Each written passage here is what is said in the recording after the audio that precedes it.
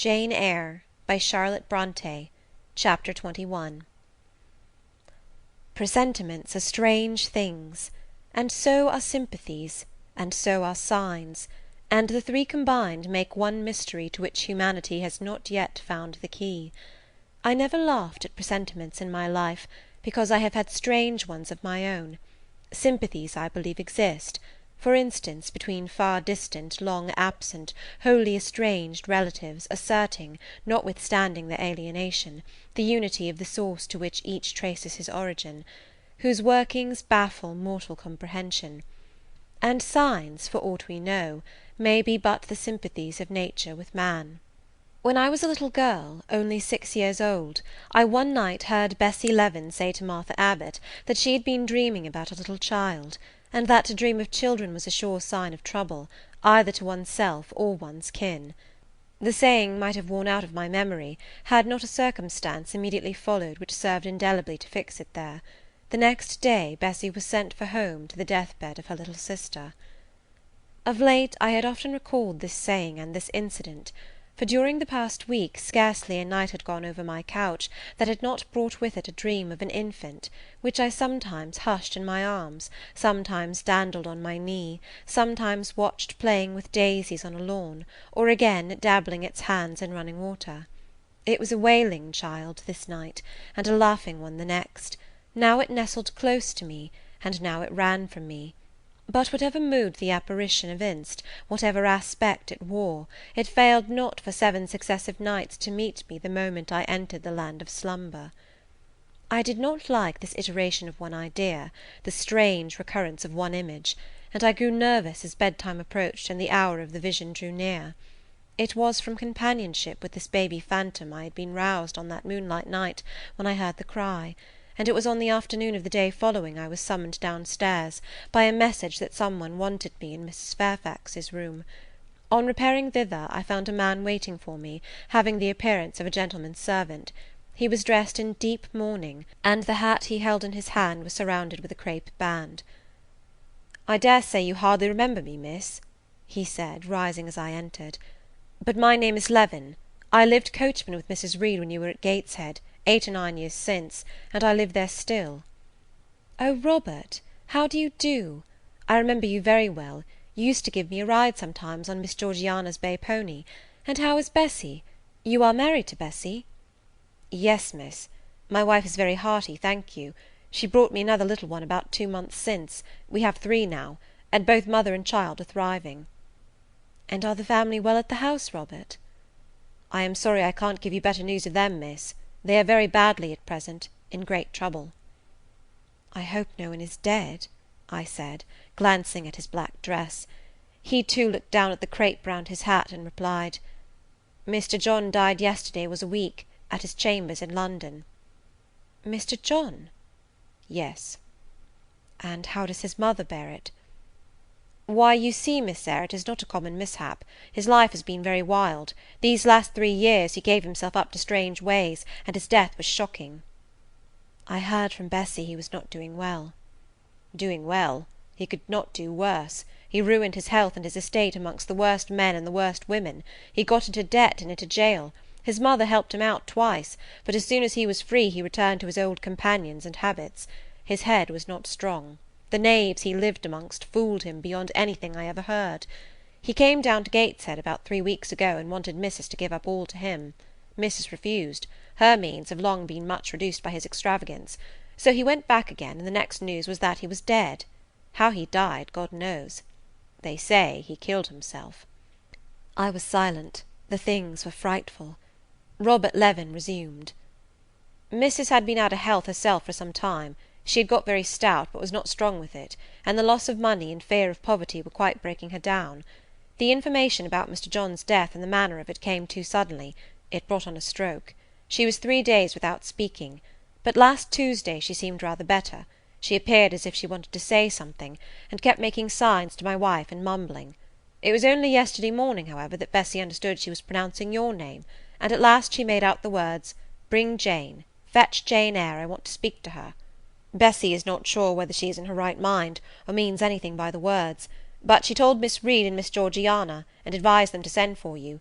The young ladies put it off at first, but the mother grew so restless, and said "Jane, Jane," so many times, that at last they consented.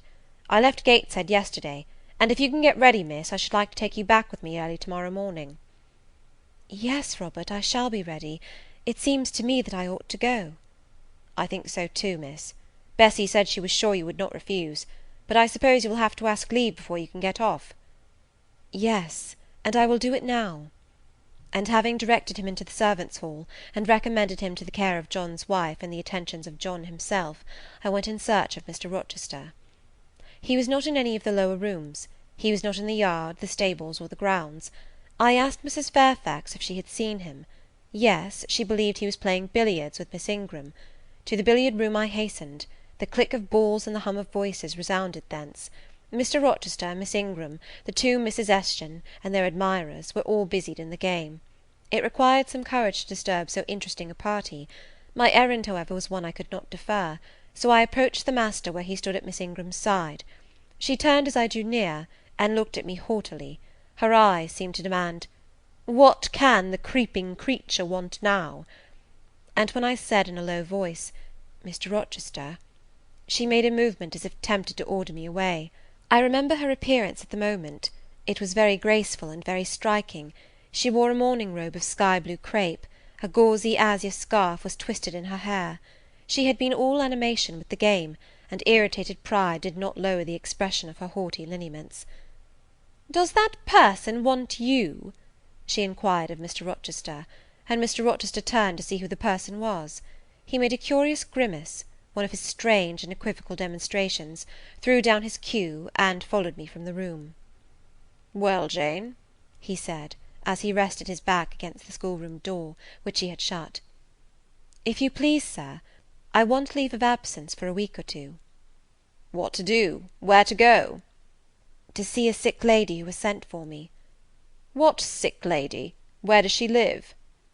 "At Gateshead, in Blankshire." "Blankshire? That is 100 miles off. Who may she be, that she sends for people to see her at that distance?" "Her name is Reed, sir, Mrs. Reed." "Reed of Gateshead? There was a Reed of Gateshead, a magistrate." "It is his widow, sir." "And what have you to do with her? How do you know her?" "Mr. Reed was my uncle, my mother's brother." "The deuce he was! You never told me that before. You always said you had no relations." "None that would own me, sir. Mr. Reed is dead, and his wife cast me off." "Why?"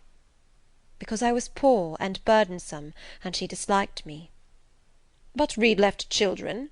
You must have cousins. The George Lynn was talking of a Reed of Gateshead yesterday, who, he said, was one of the veriest rascals on town, and Ingram was mentioning a Georgiana Reed of the same place, who was much admired for her beauty a season or two ago in London." "John Reed is dead too, sir. He ruined himself, and half ruined his family, and is supposed to have committed suicide. The news so shocked his mother that it brought on an apoplectic attack." "And what good can you do her?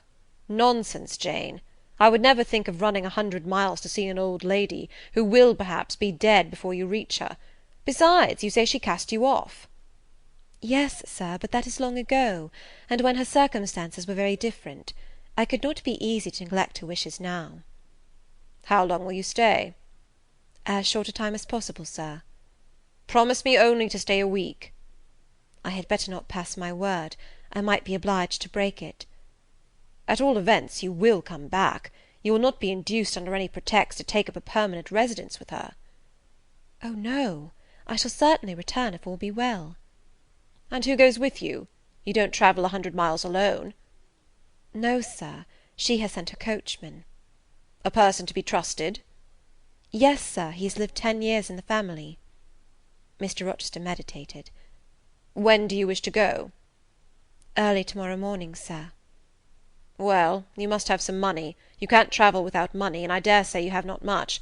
I have given you no salary yet. How much have you in the world, Jane?" he asked, smiling. I drew out my purse. A meagre thing it was. 5 shillings, sir." He took the purse, poured the hoard into his palm, and chuckled over it as if its scantiness amused him. Soon he produced his pocket-book. "Here," said he, offering me a note.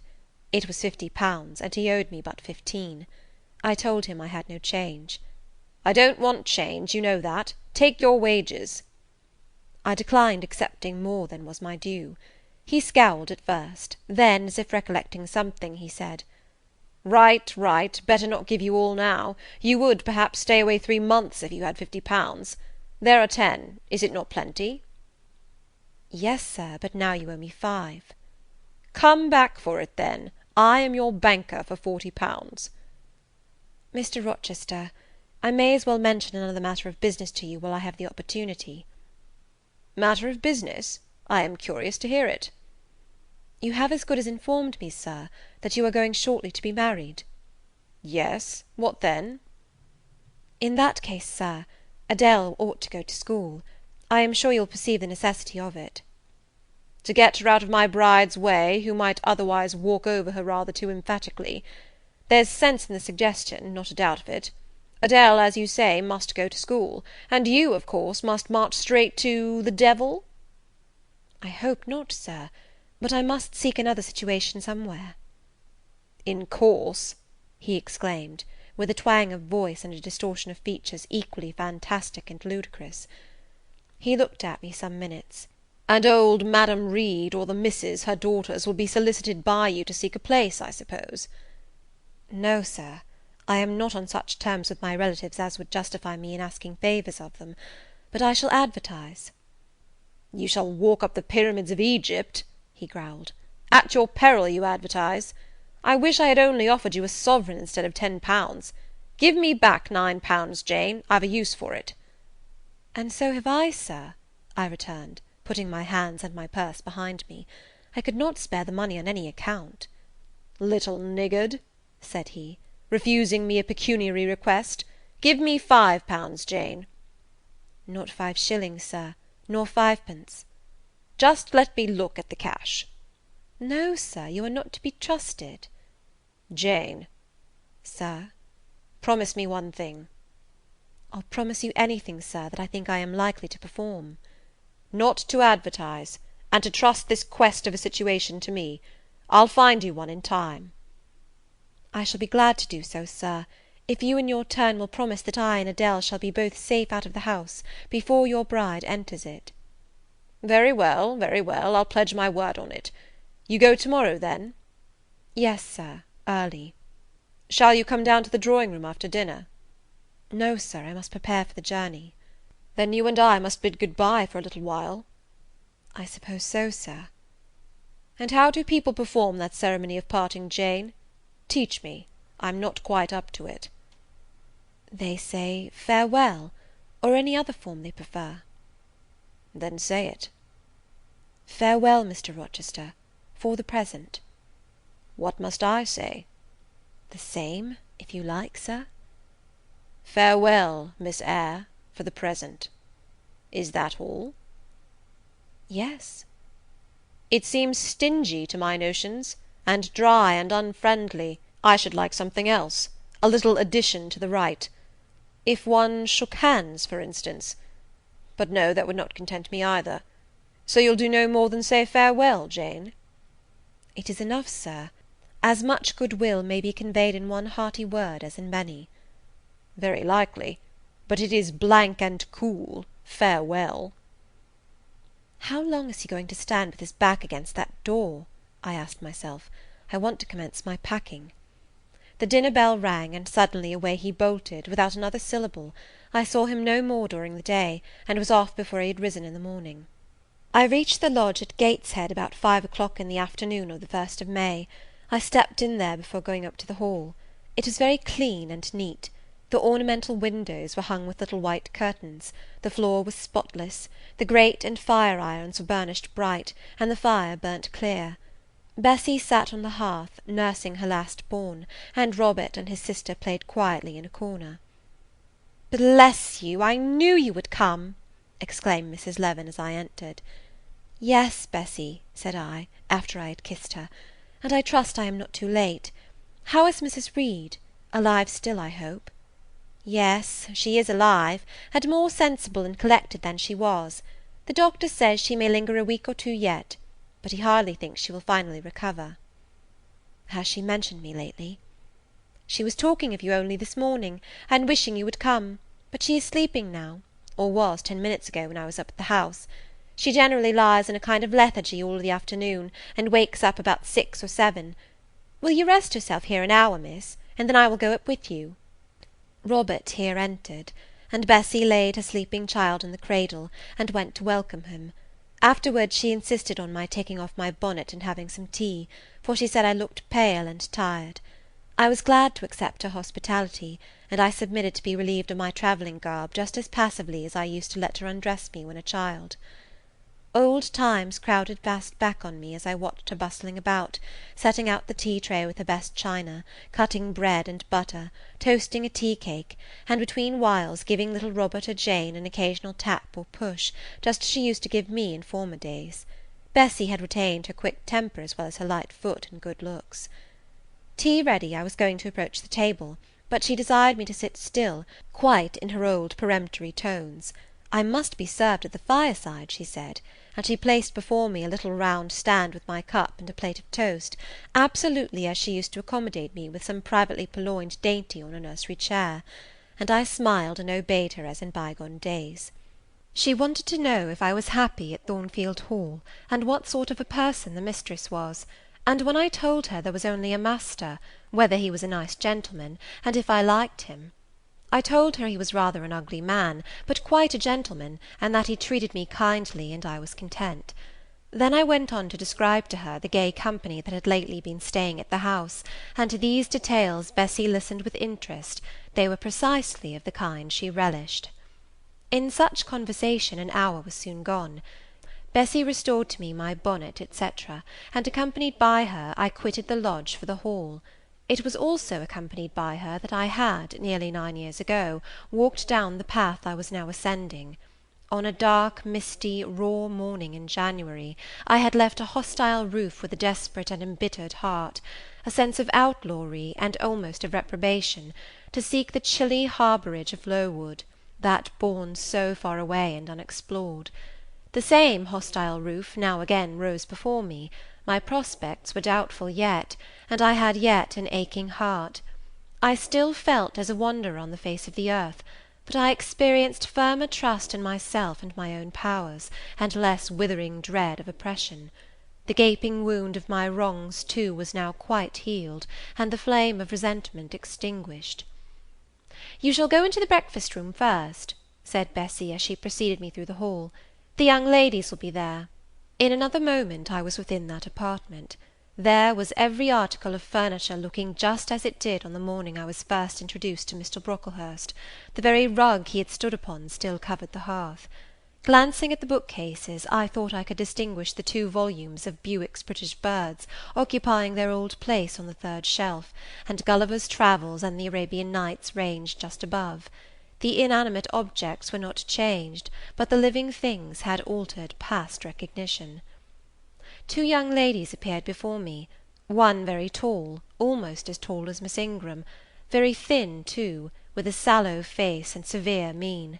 There was something ascetic in her look, which was augmented by the extreme plainness of a straight-skirted, black stuff dress, a starched linen collar, hair combed away from the temples, and the nun-like ornament of a string of ebony beads and a crucifix. This, I felt sure, was Eliza, though I could trace little resemblance to her former self in that elongated and colourless visage. The other was as certainly Georgiana, but not the Georgiana I remembered, the slim and fairy-like girl of 11. This was a full-blown, very plump damsel, fair as waxwork, with handsome and regular features, languishing blue eyes, and ringleted yellow hair. The hue of her dress was black too, but its fashion was so different from her sister's, so much more flowing and becoming, it looked as stylish as the others looked puritanical. In each of the sisters there was one trait of the mother, and only one. The thin and pallid elder daughter had her parents' cairngorm eye. The blooming and luxuriant younger girl had her contour of jaw and chin, perhaps a little softened, but still imparting an indescribable hardness to the countenance otherwise so voluptuous and buxom. Both ladies, as I advanced, rose to welcome me, and both addressed me by the name of Miss Eyre. Eliza's greeting was delivered in a short, abrupt voice, without a smile, and then she sat down again, fixed her eyes on the fire, and seemed to forget me.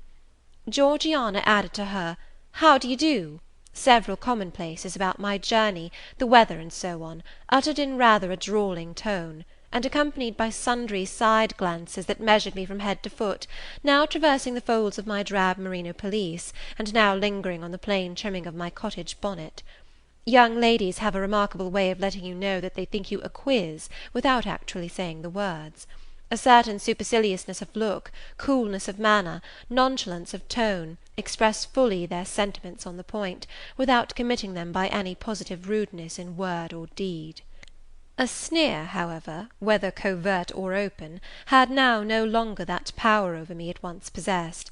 As I sat between my cousins, I was surprised to find how easy I felt under the total neglect of the one and the semi-sarcastic attentions of the other.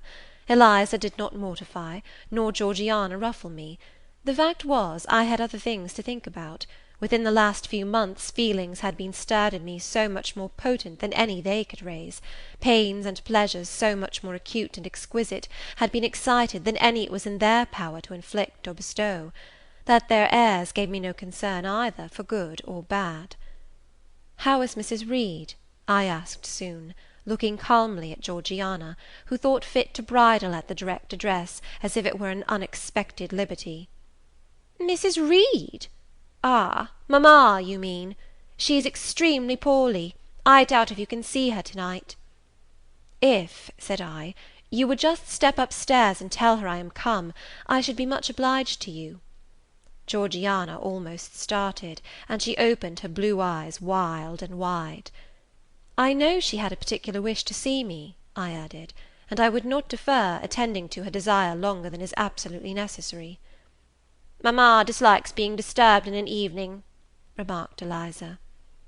I soon rose, quietly took off my bonnet and gloves, uninvited, and said I would just step out to Bessie, who was, I dared say, in the kitchen, and ask her to ascertain whether Mrs. Reed was disposed to receive me or not to-night. I went, and having found Bessie and dispatched her on my errand, I proceeded to take further measures. It had heretofore been my habit always to shrink from arrogance. Received as I had been to-day, I should, a year ago, have resolved to quit Gateshead the very next morning. Now it was disclosed to me all at once that that would be a foolish plan. I had taken a journey of 100 miles to see my aunt, and I must stay with her till she was better, or dead. As to her daughter's pride or folly, I must put it on one side, make myself independent of it. So I addressed the housekeeper, asked her to show me a room, told her I should probably be a visitor here for a week or two, had my trunk conveyed to my chamber, and followed it thither myself. I met Bessie on the landing. "Missis is awake," said she. "I have told her you are here. Come and let us see if she will know you." I did not need to be guided to the well-known room, to which I had so often been summoned for chastisement or reprimand in former days. I hastened before Bessie. I softly opened the door. A shaded light stood on the table, for it was now getting dark. There was the great four-post bed with amber hangings as of old. There the toilet table, the arm-chair, and the footstool, at which I had 100 times been sentenced to kneel, to ask pardon for offences by me uncommitted. I looked into a certain corner near, half expecting to see the slim outline of a once-dreaded switch which used to lurk there, waiting to leap out imp-like and lace my quivering palm or shrinking neck. I approached the bed. I opened the curtains, and leant over the high-piled pillows. Well did I remember Mrs. Reed's face, and I eagerly sought the familiar image. It is a happy thing that time quells the longings of vengeance and hushes the promptings of rage and aversion. I had left this woman in bitterness and hate, and I came back to her now with no other emotion than a sort of ruth for her great sufferings, and a strong yearning to forget and forgive all injuries, to be reconciled and clasp hands in amity. The well-known face was there, stern, relentless as ever. There was that peculiar eye which nothing could melt, and the somewhat raised, imperious, despotic eyebrow. How often had it lowered on me menace and hate, and how the recollection of childhood's terrors and sorrows revived as I traced its harsh line now! And yet I stooped down and kissed her. She looked at me. "Is this Jane Eyre?" she said. "Yes, Aunt Reed. How are you, dear aunt?" I had once vowed that I would never call her aunt again. I thought it no sin to forget and break that vow now. My fingers had fastened on her hand which lay outside the sheet. Had she pressed mine kindly, I should at that moment have experienced true pleasure. But unimpressionable natures are not so soon softened, nor are natural antipathies so readily eradicated. Mrs. Reed took her hand away, and turning her face rather from me, she remarked that the night was warm. Again she regarded me so icily, I felt at once that her opinion of me, her feeling towards me, was unchanged and unchangeable. I knew by her stony eye, opaque to tenderness, indissoluble to tears, that she was resolved to consider me bad to the last, because to believe me good would give her no generous pleasure, only a sense of mortification. I felt pain, and then I felt ire, and then I felt a determination to subdue her, to be her mistress in spite both of her nature and her will.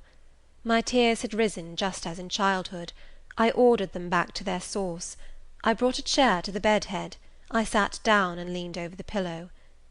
"You sent for me," I said, "and I am here, and it is my intention to stay till I see how you get on." "Oh, of course. You have seen my daughters?" "Yes." "Well, you may tell them I wish you to stay till I can talk some things over with you I have on my mind. To-night it is too late, and I have a difficulty in recalling them. But there was something I wished to say. Let me see." The wandering look and changed utterance told me what wreck had taken place in her once vigorous frame. Turning restlessly, she drew the bedclothes round her. My elbow, resting on a corner of the quilt, fixed it down. She was at once irritated. "Sit up," said she. "Don't annoy me with holding the clothes fast. Are you Jane Eyre?" "I am Jane Eyre." "I have had more trouble with that child than any one would believe. Such a burden to be left on my hands, and so much annoyance has she caused me daily and hourly with her incomprehensible disposition, and her sudden starts of temper, and her continual unnatural watchings of one's movements. I declare she talked to me once like something mad, or like a fiend. No child ever spoke or looked as she did. I was glad to get her away from the house. What did they do with her at Lowood? The fever broke out there, and many of the pupils died. She, however, did not die, but I said she did.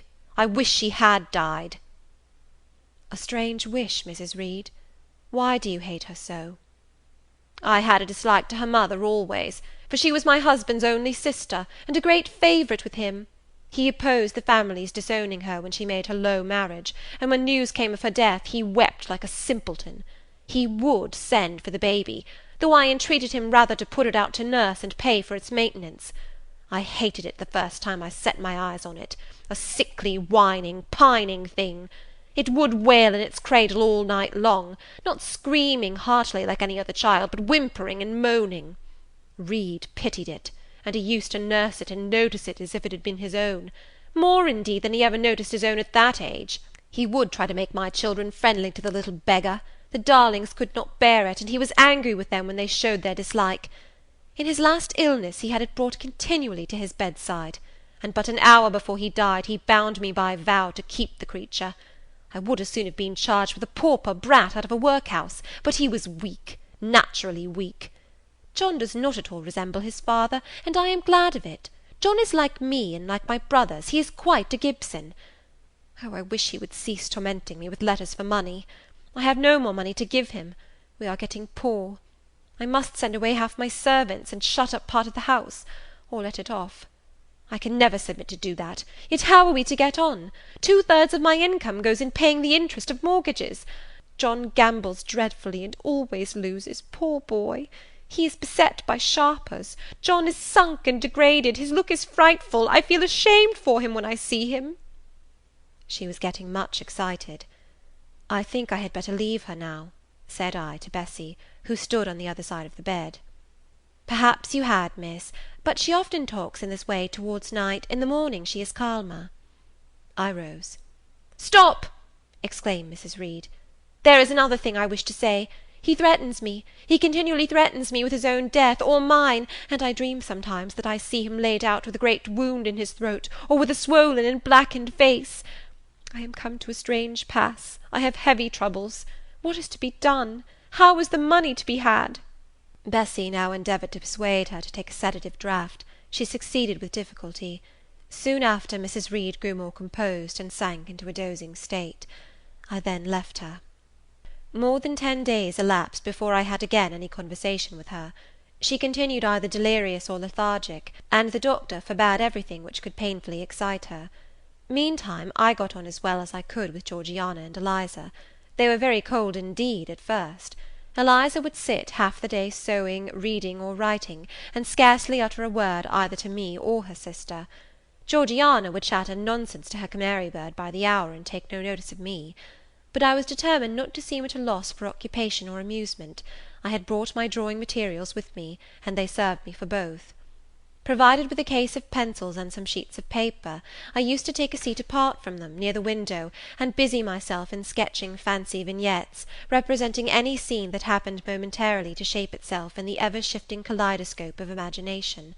A glimpse of sea between 2 rocks, the rising moon, and a ship crossing its disk, a group of reeds and water flags, and a naiad's head, crowned with lotus flowers rising out of them, an elf sitting in a hedge-sparrow's nest, under a wreath of hawthorn bloom. One morning I fell to sketching a face. What sort of a face it was to be I did not care or know. I took a soft black pencil, gave it a broad point, and worked away.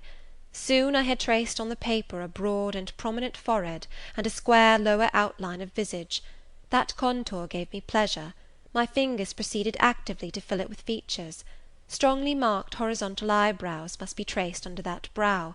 Then followed naturally a well-defined nose, with a straight ridge and full nostrils; then a flexible-looking mouth, by no means narrow; then a firm chin, with a decided cleft down the middle of it. Of course some black whiskers were wanted, and some jetty hair tufted on the temples and waved above the forehead. Now for the eyes. I had left them to the last because they required the most careful working. I drew them large, I shaped them well. The eyelashes I traced long and sombre, the irids lustrous and large. Good, but not quite the thing, I thought, as I surveyed the effect. They want more force and spirit. And I wrought the shades blacker, that the lights might flash more brilliantly. A happy touch or two secured success. There, I had a friend's face under my gaze, and what did it signify that those young ladies turned their backs on me? I looked at it. I smiled at the speaking likeness. I was absorbed and content. "Is that a portrait of some one you know?" asked Eliza, who had approached me unnoticed. I responded that it was merely a fancy head, and hurried it beneath the other sheets. Of course I lied. It was, in fact, a very faithful representation of Mr. Rochester. But what was that to her, or to any one but myself? Georgiana also advanced to look. The other drawings pleased her much, but she called that "an ugly man." They both seemed surprised at my skill. I offered to sketch their portraits, and each in turn sat for a pencil outline. Then Georgiana produced her album. I promised to contribute a water-colour drawing. This put her at once into good humour. She proposed a walk in the grounds. Before we had been out 2 hours, we were deep in a confidential conversation. She had favoured me with a description of the brilliant winter she had spent in London 2 seasons ago, of the admiration she had there excited, the attention she had received, and I even got hints of the titled conquests she had made. In the course of the afternoon and evening these hints were enlarged on. Various soft conversations were reported, and sentimental scenes represented, and, in short, a volume of a novel of fashionable life was that day improvised by her for my benefit. The communications were renewed from day to day. They always ran on the same theme, herself, her loves, and woes. It was strange she never once adverted either to her mother's illness or her brother's death, or the present gloomy state of the family prospects. Her mind seemed wholly taken up with reminiscences of past gaiety, and aspirations after dissipations to come. She passed about 5 minutes each day in her mother's sick-room, and no more. Eliza still spoke little. She had evidently no time to talk. I never saw a busier person than she seemed to be, yet it was difficult to say what she did, or rather to discover any result of her diligence. She had an alarm to call her up early. I know not how she occupied herself before breakfast, but after that meal she divided her time into regular portions, and each hour had its allotted task. 3 times a day she studied a little book, which I found on inspection was a common prayer book. I asked her once what was the great attraction of that volume, and she said, "The rubric." 3 hours a day she gave to stitching with gold thread the border of a square crimson cloth, almost large enough for a carpet. In answer to my inquiries after the use of this article, she informed me it was a covering for the altar of a new church lately erected near Gateshead. 2 hours she devoted to her diary, 2 to working by herself in the kitchen garden, and 1 to the regulation of her accounts. She seemed to want no company, no conversation. I believe she was happy in her way. This routine sufficed for her, and nothing annoyed her so much as the occurrence of any incident which forced her to vary its clockwork regularity. She told me one evening, when more disposed to be communicative than usual, that John's conduct and the threatened ruin of the family had been a source of profound affliction to her; but she had now, she said, settled her mind and formed her resolution. Her own fortune she had taken care to secure, and when her mother died, and it was wholly improbable, she tranquilly remarked, that she should either recover or linger long, she would execute a long-cherished project, seek a retirement where punctual habits would be permanently secured from disturbance, and place safe barriers between herself and a frivolous world. I asked if Georgiana would accompany her. "Of course not. Georgiana and she had nothing in common, they never had had. She would not be burdened with her society for any consideration. Georgiana should take her own course, and she, Eliza, would take hers." Georgiana, when not unburdening her heart to me, spent most of her time in lying on the sofa, fretting about the dullness of the house, and wishing over and over again that her aunt Gibson would send her an invitation up to town. "It would be so much better," she said, "if she could only get out of the way for a month or two, till all was over." I did not ask what she meant by all being over, but I suppose she referred to the expected decease of her mother, and the gloomy sequel of funeral rites. Eliza generally took no more notice of her sister's indolence and complaints than if no such murmuring, lounging object had been before her. One day, however, as she put away her account book and unfolded her embroidery, she suddenly took her up thus: "Georgiana, a more vain and absurd animal than you was certainly never allowed to cumber the earth. You had no right to be born, for you make no use of life. Instead of living for, in, and with yourself, as a reasonable being ought, you seek only to fasten your feebleness on to some other person's strength. If no one can be found willing to burden her or himself with such a fat, weak, puffy, useless thing, you cry out that you are ill-treated, neglected, miserable. Then, too, existence for you must be a scene of continual change and excitement, or else the world is a dungeon. You must be admired, you must be courted, you must be flattered, you must have music, dancing, and society, or you languish, you die away. Have you no sense to devise a system which will make you independent of all efforts, and all wills but your own? Take one day, share it into sections, to each section apportion its task, leave no stray unemployed quarters of an hour, 10 minutes, 5 minutes, include all, do each piece of business in its turn with method, with rigid regularity. The day will close almost before you are aware it has begun, and you are indebted to no one for helping you to get rid of one vacant moment. You have had to seek no one's company, conversation, sympathy, forbearance. You have lived, in short, as an independent being ought to do. Take this advice, the first and last I shall offer you. Then you will not want me or any one else, happen what may. Neglect it, go on as heretofore, craving, whining, and idling, and suffer the results of your idiocy, however bad and insuperable they may be. I tell you this plainly, and listen, for though I shall no more repeat what I am about to say, I shall steadily act on it. After my mother's death, I wash my hands of you. From the day her coffin is carried to the vault in Gateshead Church, you and I will be as separate as if we had never known each other. You need not think that because we chance to be born of the same parents, I shall suffer you to fasten me down by even the feeblest claim. I can tell you this, if the whole human race, ourselves excepted, were swept away, and we two stood alone on the earth, I would leave you in the old world, and betake myself to the new." She closed her lips. "You might have spared yourself the trouble of delivering that tirade," answered Georgiana. "Everybody knows you are the most selfish, heartless creature in existence, and I know your spiteful hatred towards me. I have had a specimen of it before in the trick you played me about Lord Edwin Vere. You could not bear me to be raised above you, to have a title, to be received into circles where you dare not show your face, and so you acted the spy and informer, and ruined my prospects for ever." Georgiana took out her handkerchief, and blew her nose for an hour afterwards. Eliza sat cold, impassible, and assiduously industrious. True, generous feeling is made small account of by some, but here were two natures rendered, the one intolerably acrid, the other despicably savourless for the want of it. Feeling without judgment is a washy draught indeed, but judgment untempered by feeling is too bitter and husky a morsel for human deglution. It was a wet and windy afternoon. Georgiana had fallen asleep on the sofa over the perusal of a novel. Eliza was gone to attend a Saint's Day service at the new church, for in matters of religion she was a rigid formalist. No weather ever prevented the punctual discharge of what she considered her devotional duties. Fair or foul, she went to church thrice every Sunday, and as often on week-days as there were prayers. I bethought myself to go upstairs and see how the dying woman sped, who lay there almost unheeded. The very servants paid her but a remittent attention. The hired nurse, being little looked after, would slip out of the room whenever she could. Bessie was faithful, but she had her own family to mind, and could only occasionally come to the hall. I found the sick-room unwatched, as I had expected. No nurse was there. The patient lay still, and seemingly lethargic, her livid face sunk in the pillows. The fire was dying in the grate. I renewed the fuel, rearranged the bedclothes, gazed a while on her who could not now gaze on me, and then I moved away to the window. The rain beat strongly against the panes, the wind blew tempestuously. One lies there, I thought, who will soon be beyond the war of earthly elements.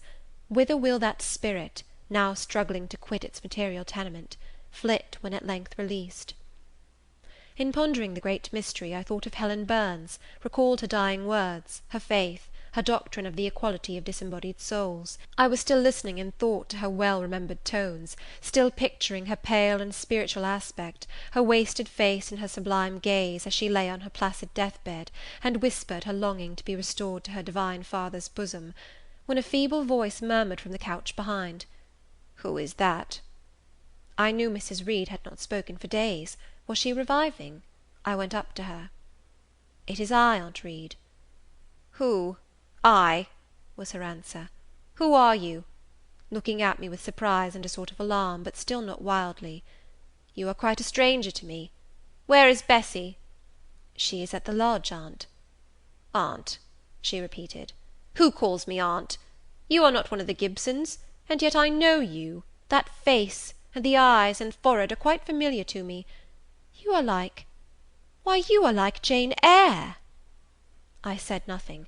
I was afraid of occasioning some shock by declaring my identity. "Yet," said she, "I am afraid it is a mistake. My thoughts deceive me. I wished to see Jane Eyre, and I fancy a likeness where none exists. Besides, in 8 years she must be so changed."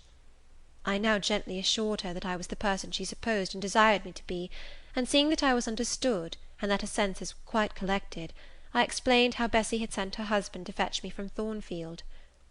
"I am very ill, I know," she said ere long. "I was trying to turn myself a few minutes since, and find I cannot move a limb.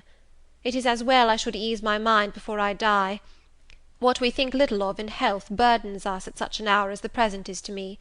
Is the nurse here, or is there no one in the room but you?" I assured her we were alone. "Well, I have twice done you a wrong which I regret now. One was in breaking the promise which I gave my husband to bring you up as my own child. The other—" She stopped. "After all, it is of no great importance, perhaps," she murmured to herself. "And then I make it better, and to humble myself so to her is painful." She made an effort to alter her position, but failed. Her face changed. She seemed to experience some inward sensation, the precursor, perhaps, of the last pang. "Well, I must get it over. Eternity is before me. I had better tell her. Go to my dressing-case, open it, and take out a letter you will see there." I obeyed her directions. "Read the letter," she said. It was short, and thus conceived. "Madam, will you have the goodness to send me the address of my niece Jane Eyre, and to tell me how she is? It is my intention to write shortly, and desire her to come to me at Madeira. Providence has blessed my endeavours to secure a competency, and as I am unmarried and childless, I wish to adopt her during my life, and bequeath her at my death whatever I may have to leave. I am, Madam, etc., etc., John Eyre, Madeira." It was dated 3 years back. "Why did I never hear of this?" I asked. "Because I disliked you too fixedly and thoroughly ever to lend a hand in lifting you to prosperity. I could not forget your conduct to me, Jane, the fury with which you once turned on me, the tone in which you declared you abhorred me, the worst of anybody in the world, the unchildlike look and voice with which you affirmed that the very thought of me made you sick, and asserted that I had treated you with miserable cruelty. I could not forget my own sensations when you thus started up and poured out the venom of your mind. I felt fear as if an animal that I had struck or pushed had looked up at me with human eyes and cursed me in a man's voice. Bring me some water. Oh, make haste! Dear Mrs. Reed, said I, as I offered her the draught she required, think no more of all this. Let it pass away from your mind. Forgive me for my passionate language. I was a child then. 8, 9 years have passed since that day. She heeded nothing of what I said, but when she had tasted the water and drawn breath, she went on thus. I tell you I could not forget it, and I took my revenge. For you to be adopted by your uncle, and placed in an estate of ease and comfort, was what I could not endure. I wrote to him. I said I was sorry for his disappointment, but Jane Eyre was dead. She had died of typhus fever at Lowood. Now act as you please, write and contradict my assertion, expose my falsehood as soon as you like. You were born, I think, to be my torment. My last hour is racked by the recollection of a deed which, but for you, I should never have been tempted to commit. If you could be persuaded to think no more of it, aunt, and to regard me with kindness and forgiveness. You have a very bad disposition, said she, and one to this day I feel it impossible to understand. How for 9 years you could be patient and quiescent under any treatment, and in the 10th break out all fire and violence, I can never comprehend. My disposition is not so bad as you think. I am passionate, but not vindictive. Many a time as a little child I should have been glad to love you if you would have let me, and I long earnestly to be reconciled to you now. Kiss me, aunt. I approached my cheek to her lips. She would not touch it. She said I oppressed her by leaning over the bed, and again demanded water. As I laid her down, for I raised her and supported her on my arm while she drank, I covered her ice-cold and clammy hand with mine. The feeble fingers shrank from my touch, the glazing eyes shunned my gaze. Love me, then, or hate me as you will, I said at last. You have my full and free forgiveness. Ask now for God's, and be at peace. Poor suffering woman! It was too late for her to make now the effort to change her habitual frame of mind. Living, she had ever hated me; dying, she must hate me still. The nurse now entered, and Bessie followed. I yet lingered half an hour longer, hoping to see some sign of amity, but she gave none. She was fast relapsing into stupor, nor did her mind again rally. At 12 o'clock that night she died. I was not present to close her eyes, nor were either of her daughters. They came to tell us the next morning that all was over. She was by that time laid out. Eliza and I went to look at her. Georgiana, who had burst into loud weeping, said she dared not go. There was stretched Sarah Reed's once robust and active frame, rigid and still. Her eye of flint was covered with its cold lid. Her brow and strong traits wore yet the impress of her inexorable soul. A strange and solemn object was that corpse to me. I gazed on it with gloom and pain. Nothing soft, nothing sweet, nothing pitying or hopeful or subduing did it inspire, only a grating anguish for her woes, not my loss, and a sombre, tearless dismay at the fearfulness of death in such a form. Eliza surveyed her parent calmly. After a silence of some minutes, she observed, with her constitution she should have lived to a good old age. Her life was shortened by trouble. And then a spasm constricted her mouth for an instant. As it passed away, she turned and left the room, and so did I. Neither of us had dropped a tear. End of Chapter 21.